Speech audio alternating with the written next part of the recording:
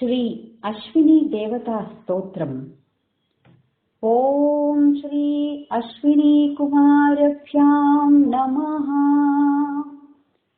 प्रपूर्वगौ पूर्वजौ चित्रभानु गिरावाशं सामि तपसा ह्यनन्तौ दिव्यौ सुपर्णौ विरजौ विमानौ अधिक्षिपन्तौ भुवनानि विश्वा हिरण्मयौ शकुनी साम्परायौ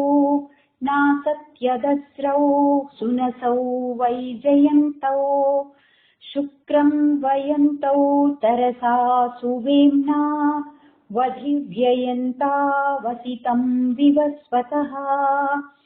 ग्रस्तां सुपर्णस्य बलेन वर्तिकाम् अमुञ्चतामश्विनौ सौभगाय तावत् सुवृत्तौ अनमन्तमायया वसत्तमागा अरुणावुदावहन् षष्टिश्च गावः त्रिशतश्च धेनवः एकं वत्सं सुवसीतं दुहन्ति नानागोष्ठा विहिता एकदोहनाः तावश्विनौ दुहतो घर्ममुख्यम् एकां नाभिं सप्तशता अराः श्रिताः प्रधिष्वन्या विंशतिरर्पिताराः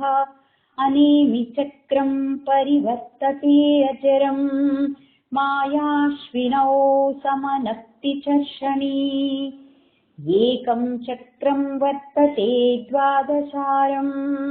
षण्णाभि एकाक्षं ऋतस्य धारं यस्मिन् देवा अधिविश्वे विषक्ताः तावश्विनौ मुञ्चथो मा विषीदतम् अश्विनाविन्दुममृतं वृत्तभूयो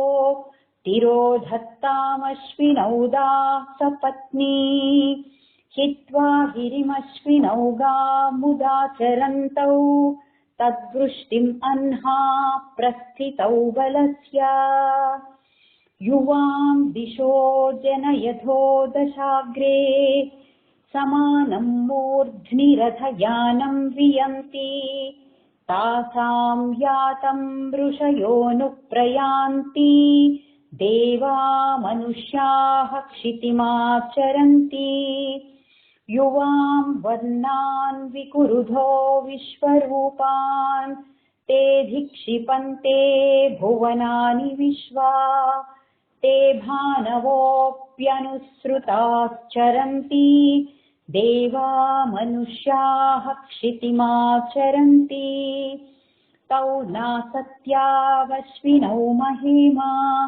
स्रजं च या बिभृदः पुष्करस्य तौ नासत्यावमृता वृथा वृते